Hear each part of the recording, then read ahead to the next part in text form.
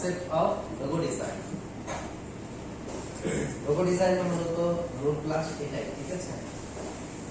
আপনার হচ্ছে আমরা মূলত লোগো বলতে যেটা বুঝি যে আমরা হচ্ছে বেশ কিছু লোগো দেখবো, 10টা লোগো দেখবো, আমরা Adobe Illustrator ওপেন করবো, আর হচ্ছে আমরা লোগো ডিজাইন করে দেবো, ঠিক আছে? একটা লোগো বানাই দেবো, 2-4টা লোগো দেখবো, তার মধ্যে থেকে একটা শেপ ইউনিক করে নিয়ে করে ফেললাম।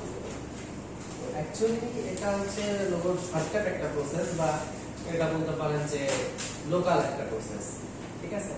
কিন্তু আপনার আসলে যদি আপনি প্রফেশনালি আসলে এই লোগো ডিজাইন নিয়ে কাজ করতে চান, ঠিক আছে, মনে করেন যে আপনি একজন প্রফেশনাল লোগো ডিজাইনার হবেন, তো তাহলে আসলে এত শর্ট টাইমে বা এভাবে শর্টকাট প্রসেসে লোগো করলে হবে না। আপনার একটা রিসার্চ বা একটা অ্যানালাইসিস রিপোর্ট আপনার থাকতে হবে যে আপনি কেন হচ্ছে লোগোটা এভাবে করেছেন, এটা হচ্ছে আপনার কি কি বিষয়ে ব্যাকগ্রাউন্ডে ব্যাকিংয়ে কাজ করেছে, আপনার কোন অ্যানালাইসিসটা পেছনে কাজ করেছে, ঠিক আছে? লোগোর পর্যাপ্ত মিনিং সহ আপনি ফন্টটা কি ফন্ট ইউজ করছেন, ঠিক আছে, সেগুলো করতে গিয়ে কিভাবে দিলেন না দিলেন, এরকম ভাবে আপনার আসলে এ টু জেড সবকিছু আপনার ব্রিফ করতে হবে, একটা রিসার্চ পেপার সাবমিট করতে হবে, ঠিক আছে? তো এই কারণে আসলে দেখা যায় যে একটা লোগো করতে কিন্তু আপনার অনেক বেশি সময় লাগে, ঠিক আছে?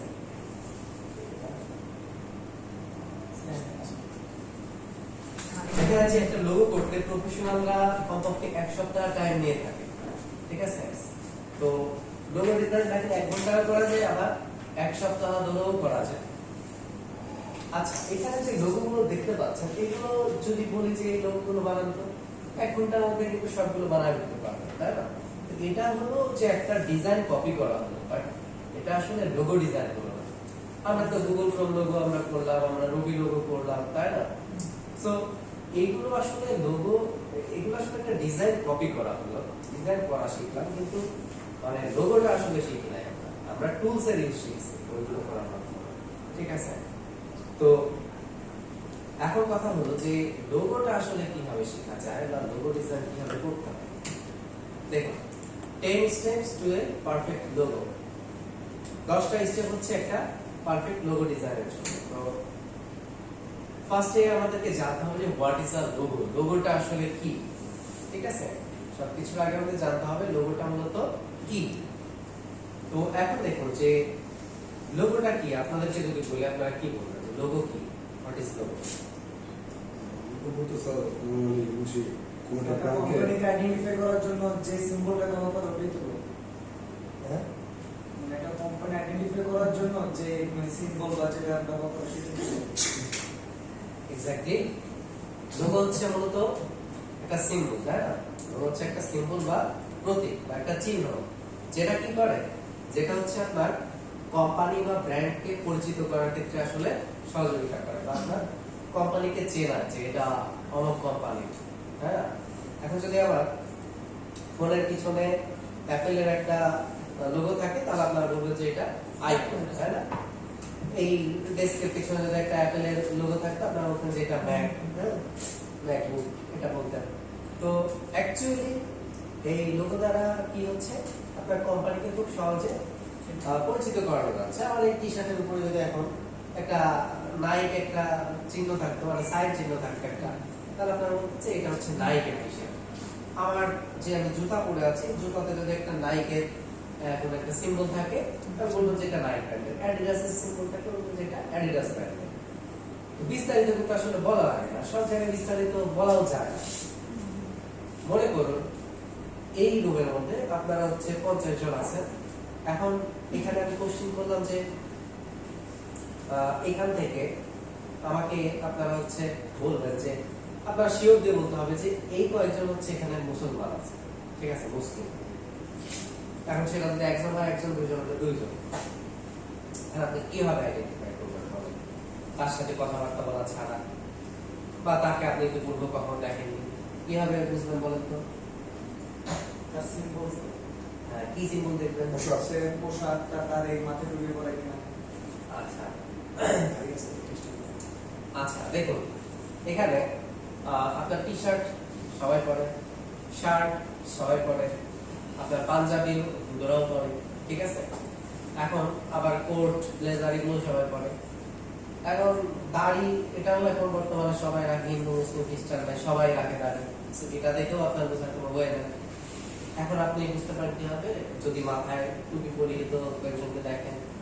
হ্যাঁ, এখন জুব্বা পরুক বা না পরুক বা পাঞ্জাবি পরুক বা না পরুক, যদি মাথায় টুপি থাকে আপনি কিন্তু আইডিয়া করতে পারেন যে হ্যাঁ এরা মুসলিম। বা মেয়েদের ক্ষেত্রে হিজাব পরে যদি থাকে, ঠিক আছে, ওনার মতো যদি দেখেন যে এরকম হিজাব পরিহিত অবস্থা আছে, তাহলে আপনি হচ্ছে নিশ্চিত করতে পারেন যে উনি অন্তত মুসলিম হবে, কারণ হিজাব মুসলিমরা ছাড়া তো নর্মাল ওরা পড়ে না, তাই না? তো তাহলে দেখুন, আমরা যদি এরকম কয়েকজন থাকি, এরকম যদি 5 জন থাকে, আমরা কিন্তু বলবো যে হ্যাঁ এই 5 জন হচ্ছে মুসলিম, আমরা নিশ্চিত। তাহলে কিভাবে বুঝলাম? তাদের সিম্বল দেখি, ঠিক আছে। তো এই জন্য দেখেন যে এটা লোগো, এটা আপনার হচ্ছে লাখ লাখ কোটি কোটি গ্রাহকের মাঝে কিন্তু আপনার যে ব্র্যান্ডটা সেটাকে কিন্তু পরিচিত করাচ্ছে, বুঝতে পেরেছেন? লাখ লাখ কোটি কোটি গ্রাহকের সামনে আপনার হচ্ছে ব্র্যান্ডকে প্রমোট করছে। সুতরাং একটা লোগোর আপনার ডিমান্ডটা আসলে কত বেশি, বা একটা লোগোর গুরুত্ব আপনার কোম্পানির ক্ষেত্রে কত বেশি। তো লোগোর প্রাইস কেমন হতে পারে, এটা আপনার যদি বলি যে লোগোর প্রাইস আপনার যদি লোকালি ক্ষেত্রে চিন্তা করেন, বাংলাদেশের প্রেক্ষাপটে এটা হচ্ছে আপনার 500, 1000, 2000, 3000, 5000, ঠিক আছে, বা হাইস্ট হলে হয়তো বা 10,000 হতে পারে, এরকম হয়ে থাকে নরমালি। কিন্তু ইন্টারন্যাশনালি হচ্ছে একটা লোগোর বাজেট আপনার কিন্তু 2 লাখ 3 লাখ টাকা উঠবে, ঠিক আছে। তো আপনার হচ্ছে বাংলাদেশে এরকম কিছু কোম্পানি আছে যারা লোগোর ক্ষেত্রে আসলে 2 লাখ টাকা খরচ করতে দ্বিধাবোধ করে না, কারণ তারা আসলে জানে যে লোগোর গুরুত্বটা কতটুকু, ঠিক আছে। এরকম কোম্পানি আছে, বাংলাদেশেই আছে। আমি কেন এভাবে বলতে পারছি, কারণ আমার পরিচিত একজন আছেন লোগো ডিজাইনার, উনি দীর্ঘ 8 বছর যাবত শুধু লোগো ডিজাইন নিয়ে কাজ করছে। হ্যাঁ, আপনি বলেছেন, ঠিক আছে, দীর্ঘ 8 বছর শুধু লোগো ডিজাইন নিয়ে কাজ করছে। ওনার লোগোর চ্যানেলের নাম হচ্ছে, মানে ইউটিউব চ্যানেলের নাম হচ্ছে লোগো ফার্মার স্টুডিও, ঠিক আছে, লোগো ফার্মার স্টুডিও। তো ওই লোগো ফার্মার স্টুডিওতে গেলে ওনার লোগোটা আপনারা দেখতে পাবেন, ওনার লোগো ডিজাইনের প্রসেসটা। তো উনি মান্থলি 4টা লোগো করে, 3টা থেকে 4টা। আর লোগো বলতে ওনার চার্জ থাকে $500 থেকে শুরু করে আপনার হচ্ছে $1000 পর্যন্ত, এরকম ওনার চার্জ থাকে পার লোগোতে, ঠিক আছে। এবং উনি সর্বোচ্চ $1500 পর্যন্ত হচ্ছে উনি প্রাইস দিয়েছেন, ঠিক আছে। আমি বললাম যে আপনি সর্বনিম্ন কত দিতে পারেন, আর এর নিচে আপনার করবেনই না। তো বললো যে $350 বা $400, ঠিক আছে, এর নিচে করি না। তো ওনার এখানে দেখলাম যে ওনার পেপার আছে সব রিসার্চ, মানে হচ্ছে উনি ওনার প্যাকেজ সিস্টেম করেই রাখছে। ফাইবারে যেরকম যেটা প্যাকেজ করা যায় উনি এরকম প্যাকেজ করে রাখছে, ঠিক আছে, যে সাপোজ বেসিক প্যাকেজ এত, স্ট্যান্ডার্ড এত, প্রিমিয়াম এত, এরকম উনি দিয়েই রাখছে। তো আপনার হচ্ছে যে বিষয়টা সেটা হলো যে ওনার এখানে স্কেচ প্যাড আছে, ঠিক আছে, স্কেচ প্যাড আছে, তারপরে আপনার হ্যান্ড পেপার আছে, বোর্ড আছে, ঠিক আছে। ওখানে উনি বোর্ডের মধ্যে হচ্ছে স্টিকি নোট দিয়ে উনি করে রাখে যে উনি কি কি কাজ করবে। ওনার আলাদা ওয়ার্ক স্টেশনই আসলে ওটা, ঠিক আছে। রুফ টপে হচ্ছে ওনার ওয়ার্ক অফিস, ঠিক আছে। তাহলে একই বাসা, কিন্তু আপনার ছাদের উপরে একটা রুম নিচে, ওটা হচ্ছে ওনার অফিস হিসাবে ইউজ করে। আর নিচে মানে ওটার নিচের ফ্লোরে হচ্ছে ওয়াইফ শোয়ার থাকে। এমন না যে উনি ফ্যামিলি মেম্বার নিয়ে থাকে অনেক মানুষ, জাস্ট উনি আর ওনার ওয়াইফ। তো আমরা হয়তো কোনো চিন্তাই করতাম না যে আবার আলাদা রুম দিব শুধু কাজের জন্য, মানে বাসার মধ্যে তো কাজ করা যায়, ওয়াইফ ছাড়া তো আর কেউই না, তাই না? কিন্তু তারপরে দেখেন উনি অফিস এটাকে উনি মান্থলি ভাড়া দিচ্ছে, ওটা অফিসের জন্য। উনি ওটাকে অ্যাজ এ অফিস হিসাবে দেখে যে আমি এখন অফিস করছি, বুঝতে পেরেছেন? তো উনি অফিস টাইম হিসাবে ওইখানে সময় দেয়। এখানে আরো লোকজন নিবেন অ্যানালাইসিসের জন্য বা হচ্ছে স্কেচ করার জন্য। দেখেন আইডিয়াটা উনি দিল, স্কেচ আর একবার করলো। এটা কেন? মোর রিসার্চের জন্য। উনি বলে যে আমার মনে হয়েছে যে আরো বেশি আমার স্টাডি করা উচিত, আরো বেশি আমার রিসার্চের সময় দেওয়া উচিত, ঠিক আছে, না হলে আমি মার্কেটে পিছিয়ে পড়বো, বুঝতে বুঝতে পেরেছেন? এবং উনি ইউটিউবিং শুরু করছে মনে হয় 2014 সাল থেকে, অথচ এত বছরে উনি মাত্র 10টা ভিডিও আপলোড করছে এবং 10টা ভিডিও দিয়ে উনি সিলভার প্লে বাটন পেয়ে গেছে। ঠিক আছে, 1,32,000 সাবস্ক্রাইবার ওনার পেয়ে গেছে মাত্র 10টা ভিডিও দিয়ে। বুঝতে পারছেন? সো কোয়ালিটি কন্টেন্ট গুলো দেখেন, আপনার অনেক শহ ভিডিও দরকার হয়।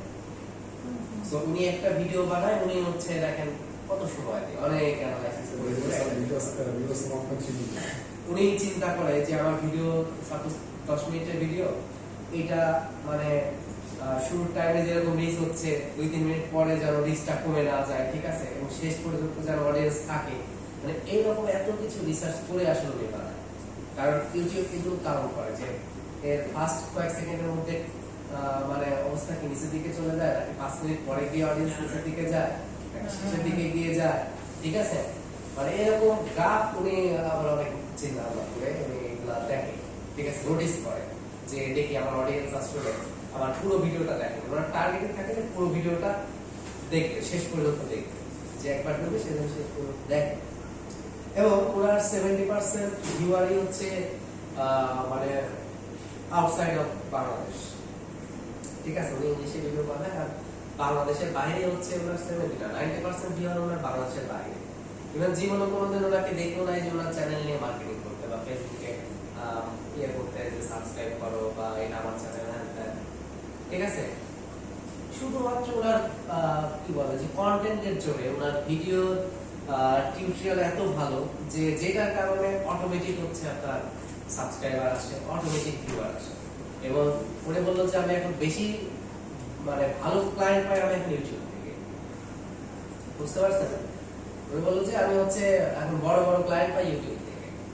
মানে দেখেন কিসের ফাইবার, কিসের ফ্রিল্যান্সার, কিসের আপওয়ার্ক কোনো দরকার নাই, ইউটিউব থেকে এখন ক্লায়েন্ট পাচ্ছে। এবং একদিক থেকে তো ইনকাম আসতেছে ইউটিউব থেকে, ইউটিউব হচ্ছে, আবার উনি হচ্ছে বড় বড় ক্লায়েন্টও পাচ্ছে, প্রজেক্টও পাচ্ছে। উনি হচ্ছে আমার যারা ভিউয়ার আছে ওরা কমেন্ট করে, আমাকে মেইল করে যে নতুন ভিডিও কবে আসবে, নতুন ভিডিও কবে আসবে, এটার জন্য তারা হচ্ছে আমি মেইল করতে থাকি, ঠিক আছে।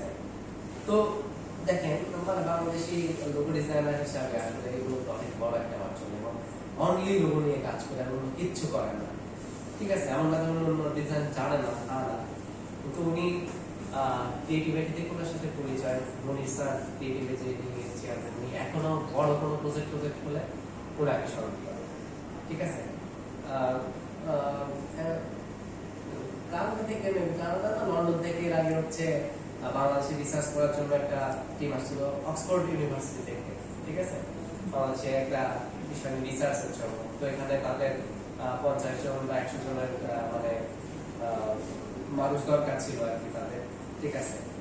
তো রুরাল এরিয়া থেকে আর কি রিসার্চটা করবে, তো যে কারণে বাংলাদেশে আসছিল, এখন ওদেরকে নিয়ে মানে এখন স্টুডেন্ট অ্যারেঞ্জ করা, তারপর হচ্ছে ওদেরকে একটা ট্রেনিং করানো, মানে ওরা এই ট্রেনিং এর মধ্যে আর কি স্টুডেন্টদের সাথে মানুষের সাথে কথা বলবো, ইন্টারভিউ নিবে, ঠিক আছে, ওরা একটা সার্ভে করতে হবে। তো ওই যে ওনাদের জন্য মানে পরে পলাশ ভাইকে হচ্ছে সেট করে দিয়েছিল যে না তুমি পাবে। তো বিষয় যেটা হলো যে ভালো লাগে যে মানে শুধুমাত্র লোগো নিয়ে কাজ করে, এবং দেখেন মাঝে উনি 1.5-2 লাখ টাকা ইনকাম করে শুধু লোগোর কাজ করে, ঠিক আছে, এই কাজ সেই কাজ এত কিছু দরকার। তো মেইন বিষয় হলো যে কোয়ালিটি, আপনার দক্ষতা। আপনি যদি আসলে কাজে এক্সপার্ট হন, আপনি একটা যে কোনো ধরনের ডিজাইন দিয়ে আপনি আসলে মাসে লাখ টাকা ইনকাম করতে পারেন, এমন না যে আবার আপনি যদি ধরেন ভালো দক্ষতা অর্জন না করেন, আপনি যদি ওয়েব ডিজাইনার হন, ওয়েব ডেভেলপার হন, আপনি যত বড় মানের কোর্স আপনি শেখেন না কেন, ওটা আসলে লাভ নেই।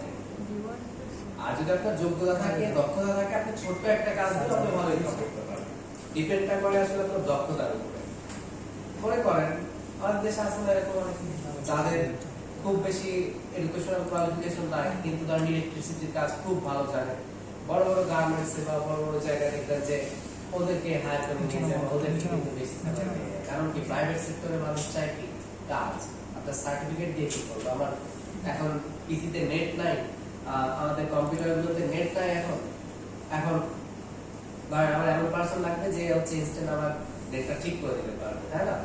এখন ধরেন আমি নিয়ে আসলাম যে ড্যাফোডিল থেকে দিয়েছি ইঞ্জিনিয়ারিং করে আসছে কম্পিউটার নেটওয়ার্কের উপরে, হ্যাঁ। তো এখন সে দেখা গেল তার সার্টিফিকেটে সিজিপিএ 3.90, কিন্তু দেখা গেল যে সে নেট প্রবলেম সলভ করতে পারছে না। তার চেয়ে দেখা গেল যে আমাকে ডাকবে, আমার আসলে দেখা গেল ও দেখা গেল যে 2 মিনিটের মধ্যে এটা সলভ করে দেবে। এখন তাহলে আমি কাকে রাখবো বলেন? অবশ্যই অবশ্যই আমাকে রাখবো, কারণ আমার এখানে তো কাজের দরকার, তাই না? সার্টিফিকেট দিয়ে আমি কি করবো? আমার লাগবে কি কাজ। সো এই জন্য হচ্ছে দক্ষতা। আর লোগো ডিজাইন তাহলে এমন একটা বিষয়, শুধুমাত্র লোগো ডিজাইন করেই আপনি দেখেন এরকম অনেক বড় বাজেটের আপনি হচ্ছে ইনকাম করতে পারেন, এবং শুধুমাত্র লোগো নিয়েই আপনি চাইলে ক্যারিয়ার করতে পারেন। বুঝতে পেরেছেন? তো এখন আমরা যদি নেক্সটে আসি, এটা হচ্ছে 10 ভাইটাল টিপস। আমাদের ফার্স্ট যেটা আছে লার্ন লোগো, লোগো শেখা। এখন লোগো আমরা কিভাবে শিখবো? এই লোগো মাস্ট বি সিম্পল, ঠিক আছে? লোগোটা সিম্পল হবে, লোগো মাস্ট বি মেমোরেবল, লোগোটা মনে রাখার মতো হবে, লোগো মাস্ট বি এন্ডিউরিং, স্থায়িত্বটা যেন বেশি থাকে। তারপরে লোগো মাস্ট বি ভার্সেটাইল, লোগোটা ভার্সেটাইল হতে হবে। তারপরে লোগো মাস্ট বি অ্যাপ্রোপ্রিয়েট, লোগোটা যথাযথ হতে হবে, ঠিক আছে? ওকে, তো এখন দেখেন এখানে শুরুতেই যে কথাটা বলা আছে, এই লোগো মাস্ট বি সিম্পল, মানে লোগোটা অবশ্যই সিম্পল হতে হবে। বুঝতে পেরেছেন? এই লোগো মাস্ট বি সিম্পল, লোগোটা অবশ্যই সিম্পল হতে হবে।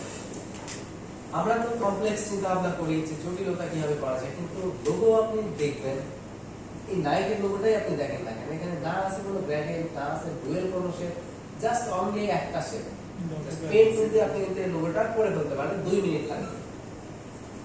কিন্তু যে কনসেপ্টটা, এটা নিয়ে আসতে টাইম লাগছে। সো আমাদের প্রথমে এই যে দেখেন গুগল ক্রোম লোগো আমরা বানাই, সো আমরা কিন্তু বানাই ফেলছি, 2 মিনিট টাইম লাগছে। রবি লোগো 5 মিনিট টাইম লাগছে, 2 মিনিট টাইম লাগছে। কিন্তু এই যে অ্যাডিডাসের লোগো 5 মিনিট টাইম লাগবে। কিন্তু দেখেন এই লোগোগুলো কি আসলে 2 মিনিটে হয়েছে? আপনাকে যদি এখন বলি যে এরকম স্পোর্টস রিলেটেড ব্র্যান্ডের জন্য একটা লোগো বানান, এখন দেখেন আপনার চিন্তা করতে হবে সারা দিন। বুঝতে পেরেছেন? সো একটা জিনিস কপি করা এক জিনিস, আর হচ্ছে আপনি মানে নিজস্ব কনসেপ্ট দিয়ে তৈরি করতেছেন, সেটা কিন্তু আলাদা জিনিস। বুঝতে পেরেছেন? সো এখানে আমাদেরকে তাহলে প্রথমে মাথায় রাখতে হবে যে লোগোটা জানি অবশ্যই সিম্পল হয়। তারপরে এই লোগো মাস্ট বি মেমোরেবল, লোগোটা মনে রাখার মতো হতে হবে, ঠিক আছে? আর এই মনে রাখার মতো হওয়ার জন্যই আপনাকে লোগোটা সিম্পল করা লাগবে। তারপরে লোগো মাস্ট বি এন্ডিউরিং, লোগোটা স্থায়িত্বকালটা যেন কমপক্ষে 10, 20 বা 50 বছর এরকম থাকে।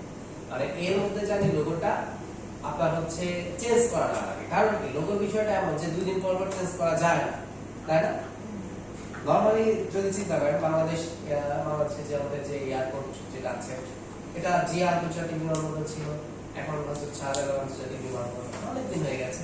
তো তারপরে অনেক মানুষ জিয়া আন্তর্জাতিক বিমানবন্দর বলে কি চেনে না? এটাই চেনে, ঠিক আছে? এবার আপনি রোডঘাটও দেখবেন যে জিয়াউদ্দিন সড়ক এত বাইয়া তো এরকম লেখা আছে, ঠিক আছে? সবকিছু কিন্তু আসলে চেঞ্জ করতে পারে না। আর এই যে চেঞ্জ তো করতে পারে না, কিন্তু এটা একটা বিষয় গেল। আর একটা বিষয় হলো এখানে খরচের একটা, কস্টিং এর একটা বিষয়। হ্যাঁ, এখানে ব্যাপারটা এরকম হয়েছে, শুধু চুন দিয়ে নামটা ঢেকে দিয়ে আবার নতুন করে একটা নাম দিয়ে দিছে, সেটা কেমন হয়েছে? সো আপনারা খোঁজ নিলে জানতে পারবেন যে এটাতে অনেক বড় একটা বাজেট কিন্তু ব্যয় হয়েছে। যে রকম বাজেট ব্যয় হয়েছে, সেটা আপনি হয়তো আরেকটা এয়ারপোর্টে তৈরি করে ফেলাবেন। বুঝছেন তাহলে কত বাজেট খরচ হয়েছে? এই জন্য একটা জিনিস মানে মুছে ফেলা তো আসলে তো সহজ না, বা 2 দিন পর পরই যে চেঞ্জ করে ফেলা যাবে এমন বিষয়গুলো আসলে এমন না, ঠিক আছে? আমি এমন শুনেছি যে বিএনপি যদি আবার ক্ষমতায় আসে কোনোদিন, জিয়ার নাম আবার লিখবে, ঠিক আছে? তার মানে আবার একটা খরচ যাবে। বুঝতে পারছেন? সো এই যে বিষয়গুলো, এগুলো তো আসলে ঠিক না। সো এগুলো হচ্ছে ধরেন দেশকে পিছায় দেওয়া, ঠিক আছে? নতুন নতুন আরো প্রজেক্ট হলো, সেটা লাভবান হতে হবে। কিন্তু এই যে একজন পাস হাত উপরে উঠতেছে বা 5 স্টেপ উপরে যাচ্ছে, আবার আরেকজন নিচে নামাচ্ছে, আবার আরেকজন এসে তুলতেছে, আবার আরেকজন নামাচ্ছে, এভাবে চলতে থাকলে কি হবে? আমরা সিঙ্গাপুরের মতো তো যাই হোক, এই ধরনের রাজনীতি আসলে ঠিক না, এগুলা দেশের জন্য ভালো। তো দেখেন লোগোর বিষয়টা তাহলে এরকম যে আপনি এমন ভাবে প্ল্যান করে করবেন যেন 10, 20, 50 বছরের মধ্যে এটা চেঞ্জ করতে না, ঠিক আছে? তারপর এই লোগো মাস্ট বি ভার্সেটাইল, লোগোটা ভার্সেটাইল হতে হবে, মানে অনেক কিছু মিন করবে, ঠিক আছে, অনেক কিছু মিন করবে। তো এরকম টাইপের প্ল্যান করে আপনার লোগোটা করতে হবে এবং এই লোগো মাস্ট বি অ্যাপ্রোপ্রিয়েট, লোগোটা একদম যথাযথ হতে হবে বা যথার্থ হতে হবে আপনি যে পারপাসে লোগোটা করছেন, ঠিক আছে। Number 2, establish your own design process, আপনার ডিজাইন প্রসেসটাকে এস্টাবলিশ করা। এখন ফার্স্টে কি করতে হবে, ডিজাইন ব্রিফ করতে হবে, তারপর রিসার্চ করতে হবে, রেফারেন্স অর্থাৎ বর্তমানে আপনার কারেন্ট স্টাইল কোনটা, ট্রেন্ডি কোনটা, হ্যাঁ এই বিষয়টা আপনাকে ভাবতে হবে যে বর্তমানে কোন বিষয়গুলো চলছে। তারপর স্কেচিং এর কনসেপচুয়ালাইজ, আপনাকে স্কেচ করতে হবে, কনসেপ্ট ডেভেলপ করতে হবে, তারপর রিফ্লেকশন, আপনাকে এখন হচ্ছে লোগোটা নিয়ে এখানে একটা আপনাকে রিভিউ করতে হবে, সেখানে আরো কিছু সংযোজন বা বিয়োজন করতে হবে কিনা সেই বিষয়টা দেখতে হবে। আর প্রেজেন্টেশন, লাস্ট স্টেপে এসে হচ্ছে লোগোটাকে সুন্দরভাবে প্রেজেন্ট করা। এখন প্রেজেন্টেশন মকআপ ইউজ করতে পারেন, ঠিক আছে। আচ্ছা, এখন গ্রাফ আকারে এখানে দেওয়া আছে বিষয়টা, যে ফার্স্টে ব্রিফ করা হচ্ছে, তারপরে ব্রিফ করার পরে রিসার্চ করা হচ্ছে, রিসার্চের পরে ওই অ্যানালাইসিসটা নিয়ে স্কেচ করা হচ্ছে, দেন কনসেপ্ট ডেভেলপ হচ্ছে, তারপরে ধরেন প্রেজেন্টেশন হচ্ছে, আরো ইমপ্রুভমেন্ট হচ্ছে, ডেভেলপমেন্ট হচ্ছে, ঠিক আছে, তারপরে ফাইনাল প্রোডাক্টটা। সেখানে কিন্তু অনেকগুলো স্টেপ রয়েছে। এখানে কিন্তু দেখেন ফার্স্ট স্টেপ এই যে সফটওয়্যারে ঢুকে দেওয়া হচ্ছে তা কিন্তু না, তা হচ্ছে ফার্স্ট স্টেপে এসে ব্রিফ করা হচ্ছে, তারপর রিসার্চ করা হচ্ছে, তারপর স্কেচ করা হচ্ছে, বুঝতে পেরেছেন, বেশ কিছু প্রসেস। তারপরে আরেকটা চিত্র দেখাচ্ছি, এটা দেখলে আরো ক্লিয়ার হয়ে যাবে আপনারা। এখানে দেখুন প্রথমে আমরা তো নরমালি এইটাই তো দেখবো, তাই না, এই লোগোটা দেখবো, কিন্তু এটার ব্যাক এন্ডে দেখেন, মানে হিস্টোরিটা যদি দেখেন এইখান থেকে মানে বিবর্তন হতে হতে হতে হতে কিন্তু এখানে আসছে, ঠিক আছে। তাহলে প্রথমে পেন্সিল দিয়ে স্কেচ করা হয়েছে, প্রথমে পেন্সিল দিয়ে স্কেচ করা হয়েছে, তারপর ডিজিটাল অর্থাৎ তারপরে স্কেচ করা হয়েছে ধর ইলাস্ট্রেটরে গিয়ে, তারপরে কালারিং করা হলো, তারপরে ফাইন টিউনিং করা হলো, টেক্সট অ্যাড করা হলো, এন্ড ফাইনালি হচ্ছে আপনার ফাইনাল লোগো যেটা সেটা আমরা দেখতে পাবো, ঠিক আছে। আমাদের কি ভেক্টর আর্ট দেখানো হবে? হ্যাঁ, vector art, vector art, vector art এটা হচ্ছে ইলাস্ট্রেশনের মধ্যে পড়ে আসলে, ঠিক আছে। এই যে এখানে যে সাপোজ এই যে জিনিসটা যেরকম দেখতে পাচ্ছেন, এইগুলোই হচ্ছে ভেক্টর আর্ট বলা হয়, এইগুলো ঠিক আছে। আমাদের কি ক্লাস আছে ভেক্টর আর্ট? আচ্ছা, দেন আমরা হচ্ছে নেক্সট যদি আসি, number 3, ask the right question, ঠিক আছে, আস্ক দা রাইট কোশ্চেন। আচ্ছা, এখানে দেখুন আপনার হচ্ছে সঠিক কোশ্চেন জিজ্ঞাসা করা। এখন এই সেকশনটার মাধ্যমে অ্যাকচুয়ালি কিন্তু আমাদের মাথায় কনসেপ্টটা আসবে, ঠিক আছে।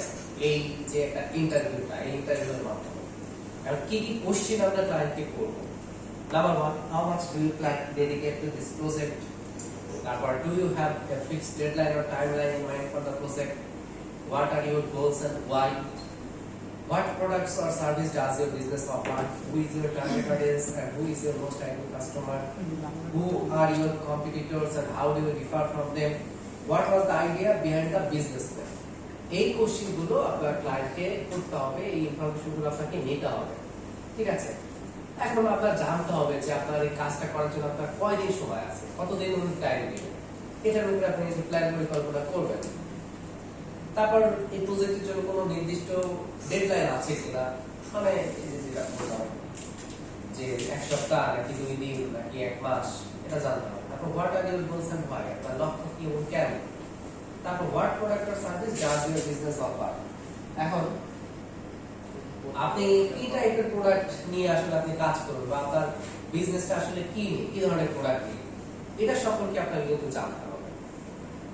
কারণ কি আপনার প্রোডাক্টের উপরে কিন্তু ডিপেন্ড করবে আপনার কালার কনসেপ্ট, তারপরে কাজের ধরন, বিভিন্ন কিছু, তাই না। হ্যাঁ, যেমন ধরুন আপনার এটা যদি আইটি বিজনেস হয় তাহলে এটা বা টেকনোলজিতেও যদি কিছু হয় তাহলে আপনাকে একরকম ভাবতে হবে। যদি এটা রেস্টুরেন্ট বিজনেস হয় কারণ দেখেন অটোমেটিক কালার হচ্ছে রেড হবে, অটো চয়েস রেড অরেঞ্জ এই ধরনের। তারপরে ধরেন আপনার যদি এটা বাচ্চাদের জন্য কোনো কোম্পানি হয়ে থাকে, মানে বাচ্চাদের জন্য যদি কোনো প্রোডাক্ট তৈরি করে থাকে, তাহলে এখন আপনাকে লাইট কালারগুলো আপনাকে ইউজ করতে হবে। এই বিষয়গুলো কিন্তু আপনার অটোমেটিক চলে আসবে মাথায়। যদি শুধু উইমেনদের জন্য যদি কোনো আপনার প্রোডাক্ট হয়ে থাকে, তাহলে আপনাকে কিন্তু এখন মেয়েরা কি ধরনের কালার চয়েস করে, এখন আপনাকে সেটা আপনাকে ভাবতে হবে। তারপরে এখন ধরেন তারপরে ধরেন আপনার হচ্ছে মেনরা যদি মেন ফ্যাশন হাউস ধরেন এরকম একটা কোম্পানি হলো, তাহলে আপনাকে এখন শুধু ছেলেদের কথা ভাবতে হবে, ছেলেরা কি ধরনের পোশাক পছন্দ করে বা তাদের কালার চয়েসটা কেমন। প্রয়োজন এখন কি আর বুঝবেন আপনি আপনার পরিচিত 10 জন ফ্রেন্ডকে বা আপনার ভাই ব্রাদার এদেরকে জিজ্ঞাসা করবেন যে তোরা কেমন টাইপের কালার পছন্দ করিস, ঠিক আছে? 10 জনের 3-4 জন মিলে আপনি কিন্তু আসলে কালার কনসেপ্টটা পেয়ে যাবেন, বুঝতে পারছেন? সো এইভাবে আসলে অ্যানালাইসিস করতে হবে। আপনি আমেরিকার জন্য যদি কোনো আমেরিকান ক্লায়েন্টের ডিজাইন করেন, আপনাকে কিন্তু ওই দেশের মানুষের পছন্দ বেসিক্যালি কেমন এটা ভাবতে হবে। আমেরিকানরা নর্মালি একটু ব্ল্যাক বেশি চয়েস করে, ব্ল্যাক কালার, ঠিক আছে? আবার আফ্রিকানরা ওরা আবার লাল রং এগুলো একটু বেশি পছন্দ করে। তো এই যে জিওলজিক্যাল যে ব্যাপারগুলো আছে বা কালচার, এগুলো সম্পর্কে আসলে আমাদের ডিজাইনারদেরকে ধারণা রাখতে হয় বা অ্যানালাইসিস করতে হয়। ইন্টারন্যাশনাল মানে ডিজাইনার আপনি কিভাবে হবে? আপনি যদি শুধু বাংলাদেশ নিয়ে আপনি চিন্তা করেন, বাংলাদেশের মানুষের পছন্দ নিয়ে চিন্তা করেন, তাহলে কিন্তু আপনি ইন্টারন্যাশনাল মানে ডিজাইনার হতে পারবেন, ঠিক আছে? তো যত বড় পরিসরে আপনি যেতে চান, আপনাকে তত বড় পরিসরে কিন্তু ভাবতে হবে, এটা স্বাভাবিক। এখন who are your competitors and how do you differ from them?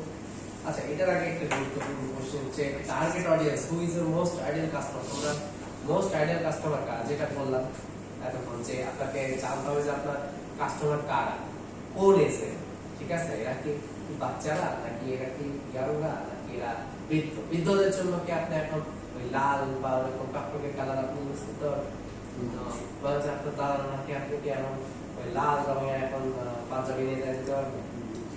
তো আমাদেরকে কিন্তু এখন হচ্ছে একটু মার্চিল টাইপের যে কালার আছে, সেরকম কালার আপনাকে হচ্ছে দিতে হবে তাদেরকে। আচ্ছা, তো এই জন্য দেখেন এই কোশ্চেনগুলোর সাথে সাথে দেখেন আমার কি বলে কনসেপ্ট কিন্তু অটোমেটিক জেনারেট হয়েই যাচ্ছে, ঠিক আছে? সো এখানে আরেকটা কোশ্চেন আছে যে who are your competitors and how you differ from them. তোমার কম্পিটিটর কারা, তাদের থেকে কিভাবে নিজেকে ডিফার করবে। এখানে কম্পিটিটর থেকে নিজেকে ডিফার করার জন্য আপনাকে আসলে জানতে হবে যে এরা কেন ফেমাস, ঠিক আছে? তো ওদের ওই কোয়ালিটি গুলো আপনাকে দেখতে হবে। এখন ওই কোয়ালিটিকে আপনার হচ্ছে ডিপেন্ড করতে হলে বা ওইটাকে মানে পাস করতে হলে এখন আপনাকে আসলে কেমন কোয়ালিটি আপনার সার্ভিস দেওয়ার দরকার, বা আপনি মানুষকে কিভাবে বোঝাবেন যে দেখো ওদের চেয়েও আমরা হচ্ছে বেটার, মানে এটা না বোঝালে তো মানুষ আসবে না আপনার কাছে, তাই না? সো এটা তো আপনাকে বোঝাতে হবে। তো এই জন্য আসলে আপনার কিন্তু বিষয়গুলো জানতে হবে যে তোমার স্ট্রেংথ কোনটা, ঠিক আছে? তো তোমার স্ট্রেংথটা কোনটা এবং হচ্ছে তোমার কম্পিটিটর যারা আছে তাদের স্ট্রেংথ আসলে কোন বিষয়গুলোতে। এমন করে যে প্রত্যেকটা কোম্পানির একটা স্ট্রেংথ থাকে। আপনার গ্রামীণ ফোন তারা কিন্তু বলতে হচ্ছে আমাদের নেটওয়ার্ক দেশ সেরা, মানে গ্রাম অঞ্চল নাই সব জায়গায় আমাদের নেটওয়ার্ক বিখ্যাত, তাই না? আবার বাংলাদেশ তারা বলতে যে আমরা সবচেয়ে সহজ আমরা কল রেট বা ইন্টারনেট প্যাকেজ আমরা দিয়ে থাকি, আমরাই সেরা। এরকম ভাবে দেখবেন যে কেউ কখনো মানে না বলবে না যে হচ্ছে না আমাদের চেয়ে ওরাই বেটার, বলবে না, তাই না? সো প্রত্যেকেই কিন্তু এরকম আসলে স্ট্রং জোন থাকে। তো এইগুলোকে মানে নিয়ে হাইলাইট করাটা এটাই আসলে কিন্তু ডিজাইনারের কাজ, ঠিক আছে? ডিজাইনার নট অনলি যে টুলস ইউজ করে তা না, তাকে আসলে একজন অ্যানালিস্ট হিসাবেও কাজ করতে হবে, বুঝা গেছে? ওকে, এই জন্য তো এমনিতেই তো বলা হয় না যে গ্রাফিক ডিজাইনার হলে ক্রিয়েটিভিটি লাগবে, এইসব কারণেই ক্রিয়েটিভিটি লাগে, বুঝতে পেরেছেন? আর ক্রিয়েটিভিটি ছাড়া আসলে গ্রাফিক ডিজাইনার হওয়া যায় না। অথবা ডিজাইন কপি করা শেখা যায়, বাট ক্রিয়েটিভিটি মানে হচ্ছে গ্রাফিক ডিজাইনার হওয়া যায়। Okay, then what was the idea behind the business name? এখন আপনার বিজনেস নেমের পেছনে কিন্তু একটা আইডিয়া থাকতে পারে, বা ওইটাই হতে পারে আপনার কনসেপ্ট ডেভেলপের একটা কারণ, বুঝতে পেরেছেন? ওইটা থেকে আপনি ক্লু পেতে পারেন। তো এই কোশ্চেনগুলো বেসিক্যালি আপনি ক্লারিফাই করলে আশা করা যায় যে আপনি কনসেপ্ট পেয়ে যাবেন। তারপরে আপনি স্কেচ করবেন, হ্যান্ড স্কেচ করবেন আগে, তারপরে হচ্ছে ইলাস্ট্রেটর স্কেচ করবেন, তারপরে কালারিং করবেন। প্রসেসটা অনেকটা আমাদের হচ্ছে ক্লাস 3 এর মতো।